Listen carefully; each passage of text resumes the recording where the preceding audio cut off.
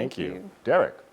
All right, Duke, well, we're tracking a couple of light, spotty, isolated showers and thunder showers out there across parts of southeast Louisiana, while the rest of us are just seeing this mix of clouds and sunshine here so far throughout the day. And as we progress to the evening hours, that's pretty much what it's going to be up until the sun goes down. Then we're just looking at only a few clouds here tonight. That's about it here. Pretty quiet overall. As you see, WDSU first warning Doppler weather radar picking up on some showers near the river parishes. And we're going to move the map a little bit further towards the east now. You see some spotty downpours. This was a pretty strong thunderstorm earlier. National Weather Service is warning for the possibility with some funnel clouds with this. Looks like it's weakened quite a bit now as it moves towards Belle Chase. And you see near Concession as well, looking at some heavy rain here too. In the western Gulf, this is what we're tracking right now. It's a broad area of low pressure, very disorganized looking system now as it continues to move its way towards mainland Mexico. And the thinking is that eventually, once it reemerges back over the northwestern Gulf here and interacts with a cold front, which I'll show you here shortly,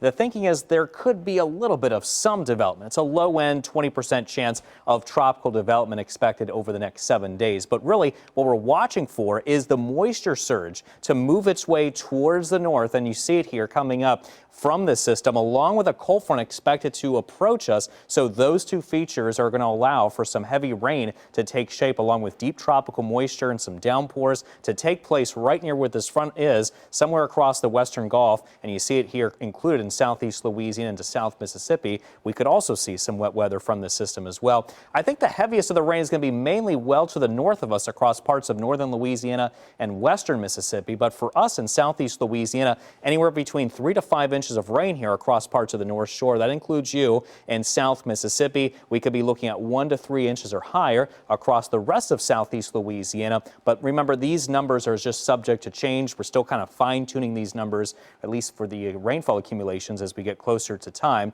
There's still a little bit of uncertainty with this system as far as how it's going to interact with the front and how strong it's going to be. So keep it here. We'll keep you updated. But a level 1 to level 2, marginal slight risk of flash flooding in effect for parts of southeast Louisiana. That's why we're going with the weather impact day Monday. Now Tuesday, the upgrade is to a weather alert day. The thinking is right now, because of the level 2 slight risk that's expected to expand here to include more parts of southeast Louisiana and South Mississippi, and then a weather impact day for Wednesday because a level 1 marginal flooding threat for much of southeast Louisiana and South Mississippi. So you see the rainfall chances gradually increasing, especially Monday into Tuesday at 60%. Another slight chance of showers and a few storms possible Wednesday and Thursday, but I think once all that moisture begins to move out of the way, that's when the rain chances really just begin to go down there. But besides all that, it's pretty warm and humid. Temperatures upper 80s to low 90s, but it feels like mid to upper 90s in some locations, and it feels like well over 100 degrees across parts of the North Shore when you factor in the humidity. In fact, there is